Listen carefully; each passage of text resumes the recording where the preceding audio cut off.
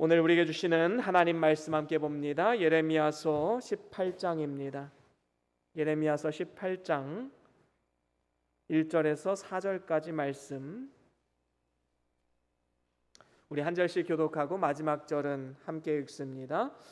여호와께로부터 예레미야에게 임한 말씀에 이르시되 너는 이장의 집으로 내려가라. 내가 거기에서 내 말을 내게 들려주리라 하시기로.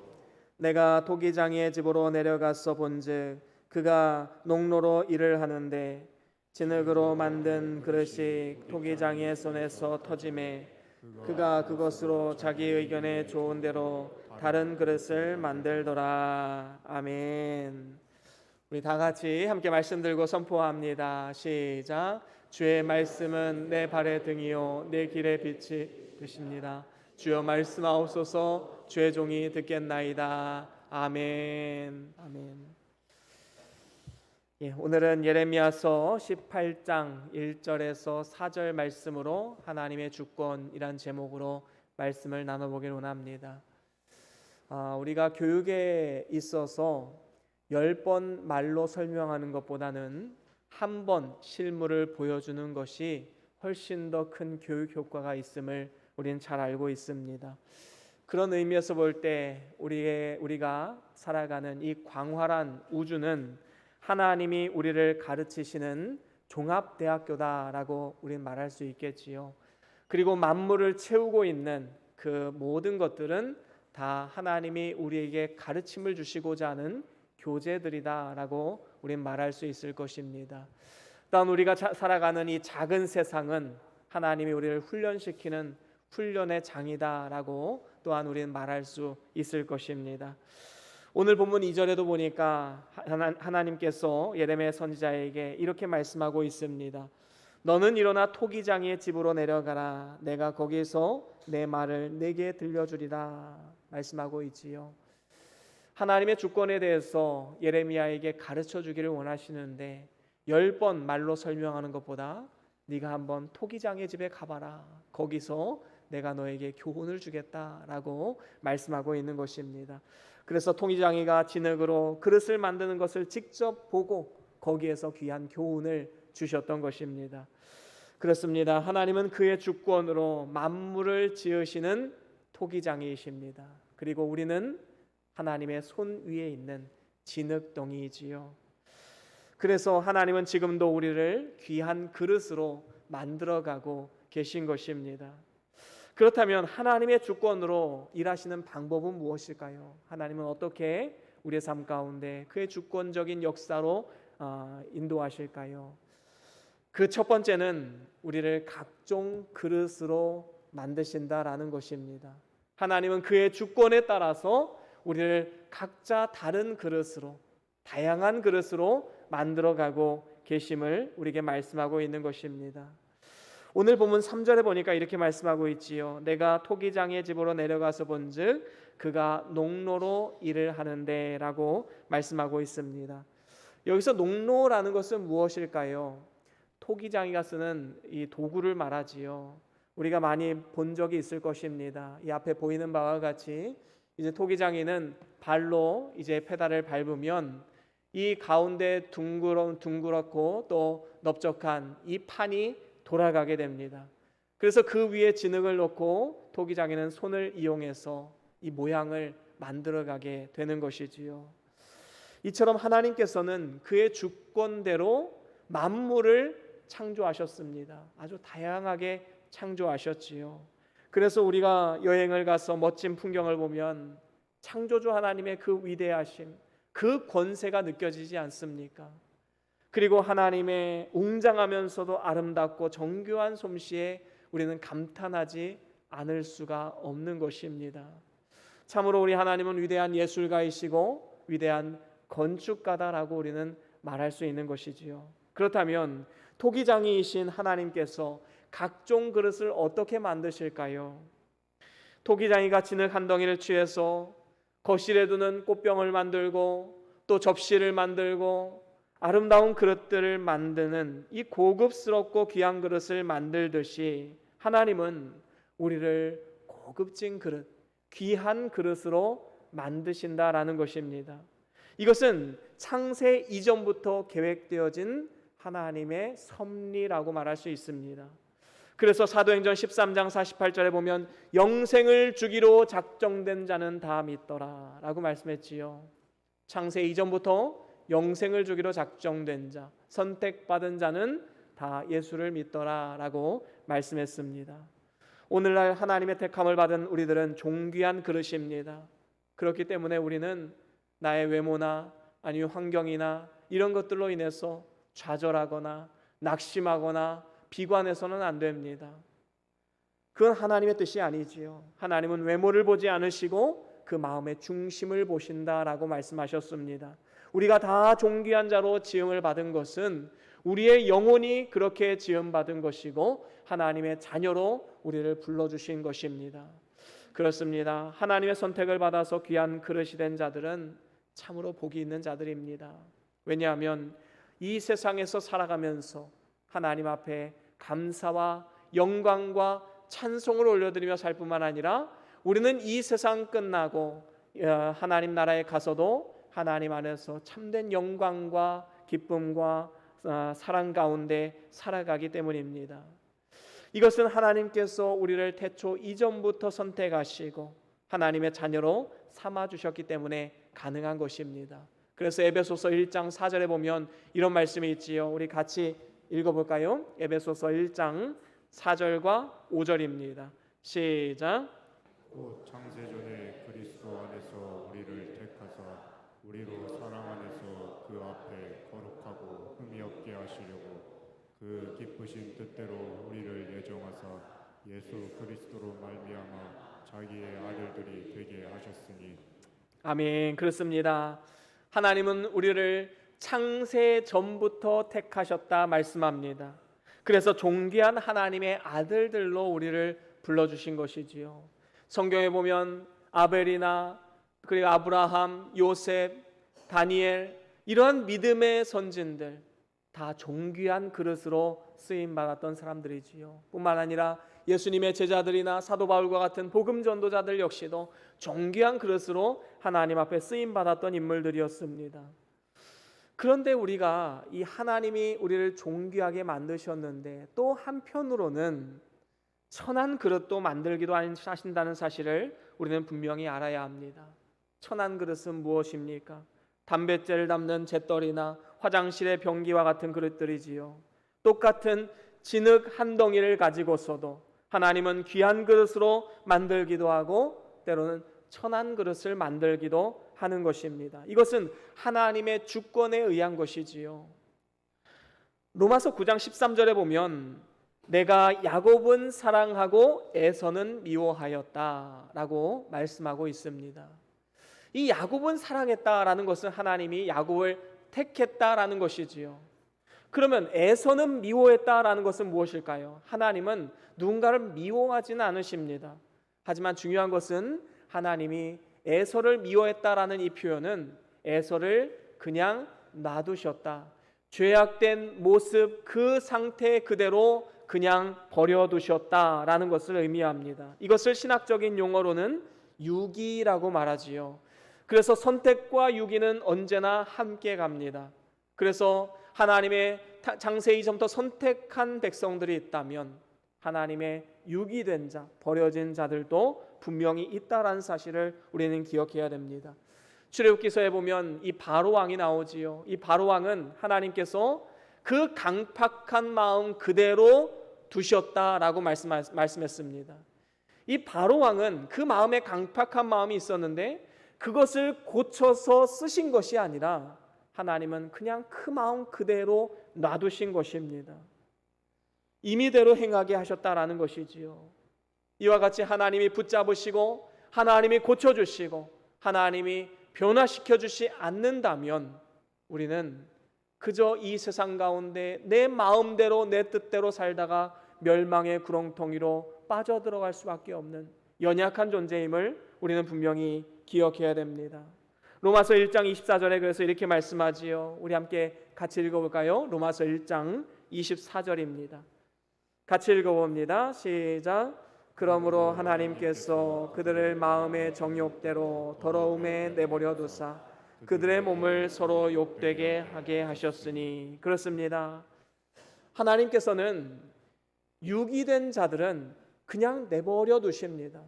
그래서 악인이 형통하고 악인이 잘 되는 모습을 보면서 우리는 마음 아파하거나 질투하거나 아니면 서운해하거나 그래서는 안 된다라는 것이지요. 그들의 마지막을 보라는 것입니다. 하나님은 그들을 내버려 두셔서 그들이 서슴지 않게 죄를 범하도록 그렇게 유기하십니다.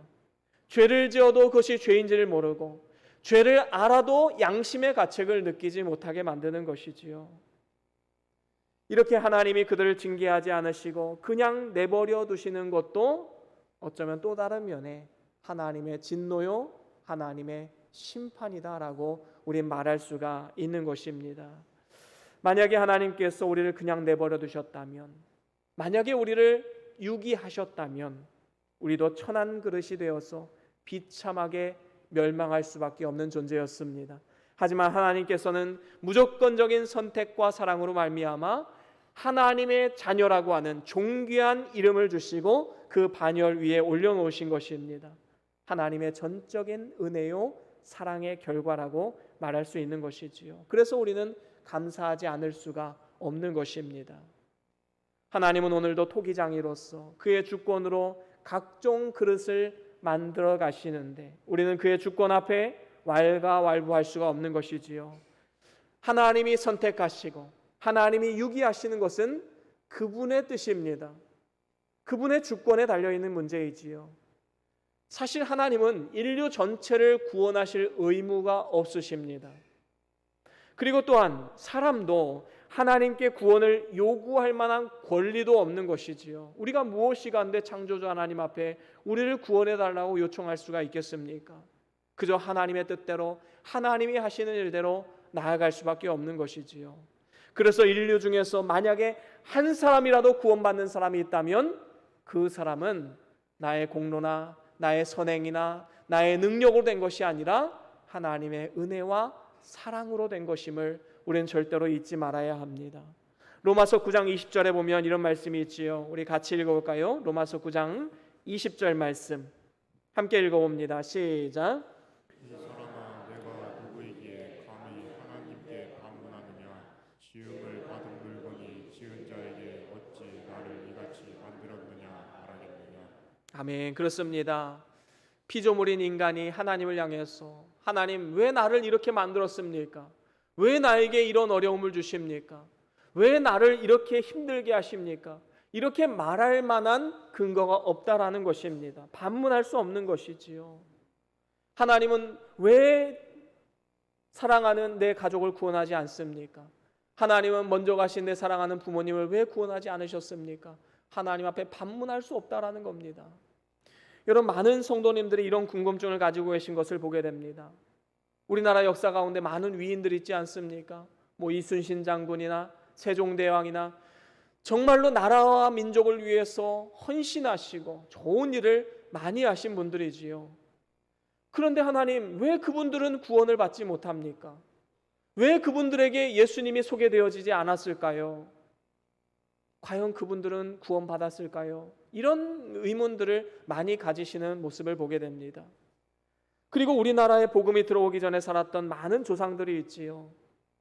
하나님께서는 그들에게 좀 기회라도 주시지, 선교사님을 좀 일찍 보내주셔서 복음이라도 듣게 하시고 그것을 받아들이면 구원받고 받지 않으면 구원받지 못하게끔 만드시지, 하나님은 왜 구원을 들을 기회조차 주지 않으시는가?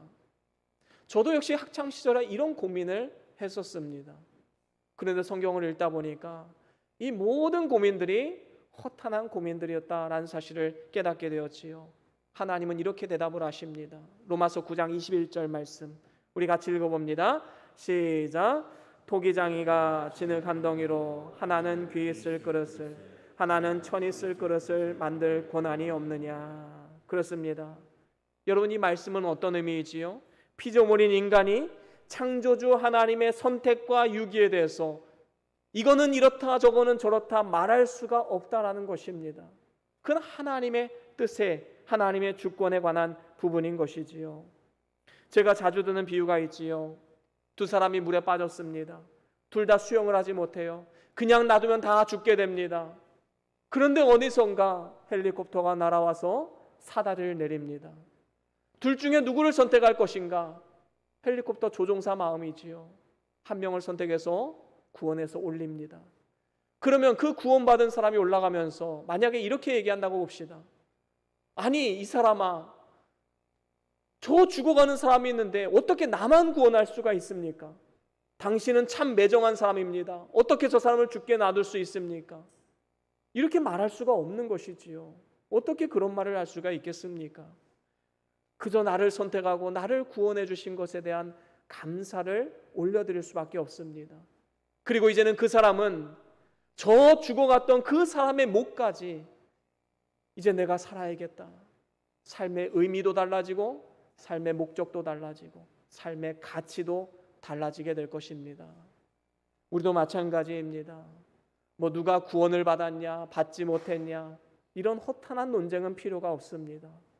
그저 하나님이 나를 선택해 주신 그 구원의 은혜에 감사하고, 이제는 감사하는 마음이 든다면 이 세상 가운데 어떻게 하면 내가 한 사람이라도 더 구원할 수 있을까? 더 복음을 증거할 수 있을까? 우리는 그 마음의 자세로 살아가야 되는 것입니다. 이것이 진정으로 구원받은 성도의 자세가 아니겠습니까? 우리는 하나님의 주권을 바로 알고 믿음으로 삶을 살아가야 되는 것입니다. 그런가 하면 두 번째로는 징계하심이 바로 하나님의 주권으로 일하시는 것입니다. 때로는 하나님께서 그의 사랑하는 자녀라 할지라도 징계를 주시는 분이시지요. 오늘 본문 4절 상반절에도 보면 진흙으로 만든 그릇이 토기장이의 손에서 터지매라고 말씀하고 있습니다.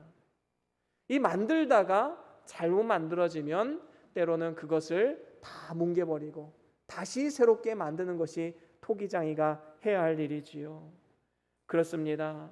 때로는 그릇을 만들다가 잘못된 것이 있다면 새 그릇을 만들기도 하고, 또 건조시킨 것이라 할지라도 거기에 흠이 있거나 잘못된 부분이 있다면 그것을 깨뜨리고 새 그릇으로 만들기도 하는 것이 토기장이가 하는 일입니다.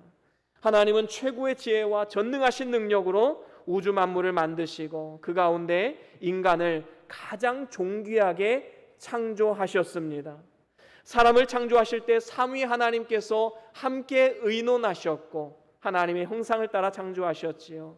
이와 같이 인간은 하나님과 가장 가까운 존재입니다. 그리고 하나님을 가장 많이 닮은 존재로 지음을 받았지요. 뿐만 아닙니다. 생육하고 번성하라는 문화 명령을 우리에게 주셨습니다. 하지만 인간이 범죄함으로 어떻게 됩니까? 본래 가졌던 고귀한 그 하나님의 형상이 다 파괴되어지고 말았습니다. 그래서 하나님께서는 인간에게 책망과 징계와 진노의 심판을 내리시게 되었고, 또한 인간은 본래 하나님을 좋아하고 기뻐했지만 범죄함으로 인해서 하나님을 싫어하고 하나님을 떠나 유리방황하는 그러한 존재로 전락되고 만 것입니다. 그래서 아담과 하와가 하나님을 피해서 나무 사이에 숨어들게 된 것 아니겠습니까? 범죄의 결과로 행복한 가정도 깨어져서 가정의 불화가 찾아왔습니다. 아담이 범죄하기 전에는 하와를 향해서 이는 내 뼈 중에 뼈요 내 살 중에 살이라. 여러분, 이것보다 더 큰 칭찬이 있을까요? 너는 나다. 그래서 나를 사랑하든 아내를 사랑하는 그런 아름다운 부부의 관계가 아담과 하와였습니다. 그런데요, 범죄가 딱 찾아오니까 어떻게 됩니까? 이제 모든 책임을 다 아내 하와에게 돌려버립니다. 또한 만물을 다스리는 존재로 지음받은 인간이 범죄한 이후에 어떻게 됩니까? 이제 만물을 다스리는 것이 아니라 만물을 파괴하는 역할을 하게 되었다라는 것입니다. 그래서 땅은 가시와 엉겅퀴를 내게 되고 만물은 사람을 해하게 되는 원수와 같은 이러한 일들이 일어나게 되는 것이지요. 최근에 하와이에 이 마우이 섬, 하와이 본섬 바로 옆에 있는 이 작은 섬이 있다고 하는데 그 섬이 완전히 불로 초토화되었습니다. 그 불이 왜 일어났는지는 아직 밝혀지지 않았지요. 그런데 이렇게 급속도로 불이 퍼지게 된 이유는 기후변화에 있다라고 합니다. 그래서 이렇게 기후변화로 인해서 이 한 섬 자체가 사라지는 이러한 진노가 임하게 되었는데 그 이유가 무엇입니까? 우리 인간의 범죄 때문 아닙니까? 우리 인간이 만물을 다스리고 생육하고 번성하는 그러한 존재로 지음을 받았는데 다스리지 못하고 오히려 파괴했기 때문에 자연은 우리에게 진노하는 것입니다. 하나님의 진노가 있는 것이지요. 이렇게 범죄한 인간에게 내려진 벌이 무엇입니까? 육체의 수고, 그리고 슬픔, 고통, 이런 것 아니겠습니까? 그래서 인간은요, 땀 흘려 일하지 않으면 절대로 먹고 살 수가 없습니다. 그래서 모든 죄의 값은 또한 사망이기 때문에 이제 우리도 언젠가는 죽음을 피할 수 없게 되었고, 죽음 이후에는 영원한 지옥 형벌에 들어갈 수밖에 없는 것이 바로 범죄한 인간이 처한 현실 아니겠습니까? 그래서 육이 되었다는 것은 무언가 특별히 다른 사람들보다 더 많은 죄를 지었기 때문이 아니라 그냥 인간의 본성, 죄악된 본성 그대로 그냥 놔두는 것이 육이입니다. 결국에는 멸망의 길로 걸어갈 수밖에 없는 것이지요. 하지만 감사한 것은 무엇입니까? 하나님이 열에 하나 백에 하나 선택하셔서 우리를 하나님의 자녀로 삼아주시고 거룩한 그릇, 귀한 그릇으로 지음을 받은 성도들이 나타나게 되었다라는 것입니다. 예수님의 공로로 말미암아 지옥 형벌을 면하게 되었다라는 것이지요. 놀라운 하나님의 은혜가 아닐 수 없습니다. 그런데요, 우리가 여기서 또한 잊지 말아야 될 것이 있습니다. 하나님은 이렇게 귀한 그릇으로 지음받은 성도라 할지라도 때로는 죄에 빠져들고 하나님을 떠나게 되면 징계하시는 분이시다라는 사실을 잊지 말아야 합니다. 그래서 사도 바울은 고린도 교회에 이러한 말씀을 전하지요. 고린도전서 3장 16절과 17절 말씀 우리 함께 같이 읽어보겠습니다. 고린도전서 3장 16절과 17절 말씀 시작. 너희는 너희가 하나님의 성전인 것과 하나님의 성령이 너희 안에 계시는 것을 알지 못하느냐? 누구든지 하나님의 성전을 더럽히면 하나님이 그 사람을 멸하시리라. 하나님의 성전은 거룩하니 너희도 그러하니라. 아멘. 그렇습니다. 이것은 성도가 이 성전된 자기 자신을 더럽히게 되면 마치 토기장이가 그릇을 깨뜨리듯이 하나님의 징계가 임할 것이다 라고 말씀하고 있는 것입니다. 우리는 거룩한 하나님의 성전된 삶입니다. 그렇기 때문에 늘 정결하게 하나님 보시는 앞에 우리는 살아가야 되는 것이지요. 여러분 솔로몬 성전을 보십시오. 그 당시에 이 솔로몬 성전은 세계적인 자랑거리였습니다. 많은 나라의 왕들이 이 솔로몬의 성전을 보기 위해서 이스라엘을 방문할 정도였지요. 어느 누구도 그와 같은 성전을 지을 수가 없었던 존귀한 것이었습니다. 그런데 이스라엘 백성들이 범죄하자 어떻게 됩니까? 하나님은 바벨론 백성들을 보내셔서 그 성전을 다 회파시키고 그곳에서 금그릇, 은그릇, 모든 무기들을 다 탈취하게 만드셨습니다. 이처럼 하나님 앞에 범죄하면 택한 백성이라 할지라도 하나님의 징계가 있을 수 있다는 사실을 기억해야 됩니다. 그리고 그 징계로 인해서 때로는 수치를 당하게 되는 것이지요. 큰 집에는 금그릇, 은그릇, 나무그릇, 질그릇 여러 종류의 그릇들이 쓰임을 받습니다. 그런데 딱 한 가지 쓰임 받지 못한 그릇이 있는데 그것은 바로 더러운 그릇이지요. 모든 그릇은 다 사용되는데 더러운 그릇은 쓸 수가 없습니다. 우리도 마찬가지입니다. 언제나 우리의 몸과 마음을 정결하게 유지해야지만 하나님 앞에 부끄러움이 없는 인정된 일꾼으로 설 수가 있는 것입니다. 또한 이 세상 가운데 빛과 소금의 이 귀한 사명을 잘 감당할 수 있게 되는 것이지요. 하나님의 징계하심이 있음을 분명히 기억하고 우리는 하나님의 주권을 의지하고 믿고 우리는 믿음의 길을 한 걸음 한 걸음 걸어가야 될 줄로 믿습니다. 그런가 하면 마지막으로 세 번째로는 새로운 피조물로 만드시는 것도 하나님의 주권 하에 있음을 알아야 합니다. 오늘 보면 4절 하반절에 보니까 그가 그것으로 자기 의견에 좋은 대로 다른 그릇을 만들더라 말씀하고 있습니다. 자기 의견에 좋은 대로 하나님의 뜻과 하나님의 의지대로 다른 그릇을 만들었다라고 말씀하고 있습니다.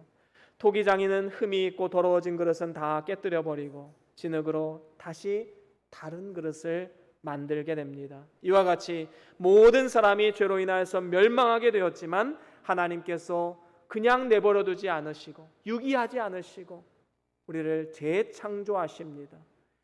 예수 그리스도를 통해서 재창조하시는 것이지요. 여러분, 예수님은 하나님의 아들이신데 우리를 구원하시기 위해서 낮고 천한 이 땅 가운데 내려오셨습니다. 그리고 예수님의 피공로와 십자가와 부활로 인해서 우리는 새로운 피조물로 이제는 거듭나게 된 것이지요. 그래서 하나님은 새 일을 행하시는 분이신데 하나님이 새 일을 행하시는 것은 허물과 죄로 죽었던 우리 영혼을 말씀과 성령으로 거듭나게 하시는 것입니다. 이렇게 중생한 영혼은 예수님의 생명과 연결된 생명이지요. 그래서 성경에 뭐라고 말씀합니까? 나를 믿는 자는 죽어도 살겠고 살아서 나를 믿는 자는 영원히 죽지 아니하리라. 우리 주님께서 말씀하셨는데 이 살아서 믿는 자, 바로 살아서 예수를 믿고 예수님의 생명과 연결된 자를 말합니다. 이렇게 생명이 연결되어 있으면 육신의 죽음이 찾아온다 할지라도 그 생명은 예수님과 연결되어 있기 때문에 영원한 생명을 누릴 수가 있게 되는 것입니다. 그래서 고린도후서 5장 17절에도 이렇게 말씀하지요. 우리 같이 읽어봅니다. 고린도후서 5장 17절입니다. 같이 읽어봅니다. 시작. 그런즉 누구든지 그리스도 안에 있으면 새로운 피조물이라 이전 것은 지나갔으니 보라 새 것이 되었도다. 아멘. 그렇습니다. 여러분, 이전 것은 다 지나갔습니다. 하나님은 우리를 새로운 피조물로 만드셨습니다. 새로운 그릇으로 우리를 만드신 것이지요. 토기장이이신 주권의 하나님께서 우리의 인격을 전인격적으로 새롭게 재창조하신 것입니다. 지정의, 전인격적인 변화이지요. 지적으로는 어떤 변화가 일어납니까? 하나님을 알지 못하던 사람이 하나님을 알게 됩니다. 성경을 통해서 하나님을 알고 하나님의 뜻을 알고 하나님의 인도하심을 받습니다. 정적으로는 어떤 일이 일어납니까? 하나님을 미워하고 하나님을 떠나 살았던 유리방황하던 인간이 이제는 하나님을 사랑하게 됩니다. 하나님을 갈망하게 됩니다. 하나님을 바라보게 됩니다. 하나님으로 인해 기뻐하는 삶을 살아가게 되는 것이지요. 의지적으로는 어떻습니까? 이전에는 하나님 말씀이라면 그저 싫어하고 또 그 말씀에 순종하기를 싫어했지만 이제 의지적으로 하나님 말씀대로 살아봐야겠다는 의지가 생기게 되는 것입니다. 그리고 죄를 미워하게 됩니다.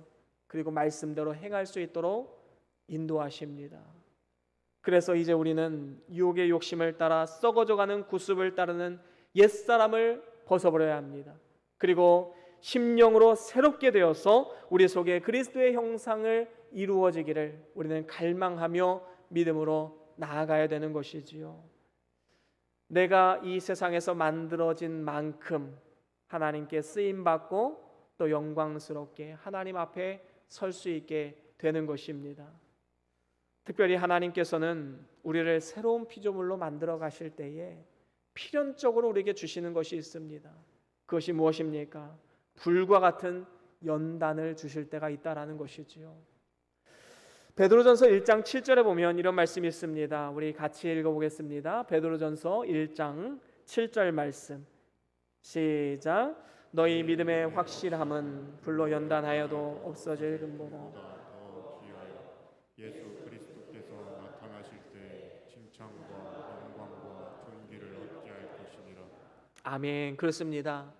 우리 성도들의 결국은 칭찬과 영광과 상급입니다. 놀라운 은혜이지요. 축복입니다. 그런데 거기에 이르기까지는 때로는 믿음의 연단이 필요하다라는 사실을 말씀하고 있는 것입니다. 우리가 잘 알듯이 진흙으로 그릇을 만들기 위해서는 유약을 먼저 바르고 불 가운데 넣어서 구워내야지만 썩지 않고 오래가는 그릇을 만들 수가 있습니다. 여러분, 나무 토막도요, 그냥 잘라서 땅에 묻어두면 얼마 지나면 이게 다 흐물흐물해지고 다 사라지게 됩니다. 그런데 놀라운 것은 불에 그을려서 이제 땅에 묻어두면 그것은 오래도록 그 형태를 유지하면서 가는 것이지요. 썩거나 변질되지 않습니다. 토기도 이 불에 굽지 않고 이제 질그릇으로 이제 땅에 넣어두면 이게 다 흐물흐물해지고 없어지게 되지요. 하지만 1000도씨가 넘는 이 뜨거운 불에 이 그릇을 넣어서 구워내고, 이렇게 구워낸 그릇은 땅 속에 묻혀도 오랜 세월이 지나도 그 형태를 유지하게 됩니다. 뜨거운 불 속에 들어갔다 나와야지만 쓸만한 그릇이 되는 것이지요. 이처럼 하나님은 때로 우리의 삶 가운데 이 불과 같은 연단을 주실 때가 있습니다. 우리가 살아가다 보면 이것이 하나님이 나에게 징계로 주시는 것인지, 이것이 나를 더 좋은 그릇으로 만들기 위한 연단으로 주시는 것인지 우리는 때로는 알지 못할 때가 있습니다. 하지만 우리는 하나님의 주권을 믿고 어떠한 고난이 찾아온다 할지라도 하나님 앞에 회개하고, 또 하나님이 나에게 더 좋은 그릇으로 만들기 위한 이 연단의 과정으로 주신 것임을 믿고 믿음으로 나아갈 때 하나님의 놀라우신 역사하심을 볼 수 있게 되는 것입니다. 요셉은 아주 억울하게 큰 고난이 찾아왔지요. 애매히 고난을 당했습니다. 그런데요, 요셉은 끝까지 인내하고 참고 인내했기 때문에 결국에는 애굽의 총리 대신의 자리에까지 오르게 된 것입니다. 이처럼 현재의 고난은 장차 우리가 누릴 영광에 비하면 좋게 비교할 수 없는 것입니다. 그렇기 때문에 우리는 장차 올 영광을 바라보며 현실을 넉넉하게 이겨내는 그러한 삶이 되어야 될 줄로 믿습니다. 이제 말씀을 마무리합니다. 하나님은 토기장이이시고 우리는 하나님의 손에 들려진 진흙입니다. 토기장이가 그의 주권으로 그릇을 만들듯이 하나님은 그의 주권으로 우리를 만들어 가십니다. 하나님 왜 이렇게 만들었나요? 말할 수 없지요. 하나님은 각종 그릇으로 다양하게 우리를 지으셨습니다. 뿐만 아니라 징계하시는 것도 하나님의 주권에 의한 것이지요. 그리고 불로 연단하는 것도 하나님의 주권에 의한 것입니다. 결국에는 우리를 새로운 피조물로 영원한 영광과 존귀와 상급의 자리로 우리를 인도하기 위해 주시는 것입니다. 하나님께서 오늘날 우리를 선택하셔서 귀한 그릇으로 만들어 주시고 그리스도 안에서 새 창조를 하셨을 뿐만 아니라 영원한 하나님 나라를 예비하셔서 이 땅에서도 하나님을 찬양하고 영광 중에 주님을 만날 수 있도록 하나님 우리를 인도하고 계십니다. 이 사실을 우리가 꼭 기억하시고 하나님의 주권을 인정하고 그 말씀 앞에 복종할 뿐만 아니라 주님 주시는 징계와 연단도 잘 받아서 이 세상에서 존귀한 그릇으로 쓰임받고 또 하나님 앞에서도 별과 같이 반짝반짝 빛이 나는 그러한 복된 인생 축복의 삶이 다 될 수 있기를 주의 이름으로 간절히 축원합니다. 우리 다 같이 오늘 받은 말씀 기억하시면서 우리 잠깐 기도하며 나아갑시다. 어떠한 말씀을 들으셨습니까? 어떠한 은혜를 받으셨습니까? 하나님의 음성입니다. 그 말씀 부여잡고 우리 하나님의 주권을 인정하고 하나님의 도우시는 힘을 힘입어서 모든 당면한 현실을 넉넉하게 이겨낼 수 있기를 함께 기도하면서 나아갑시다. 다 같이 함께 기도합니다. 주여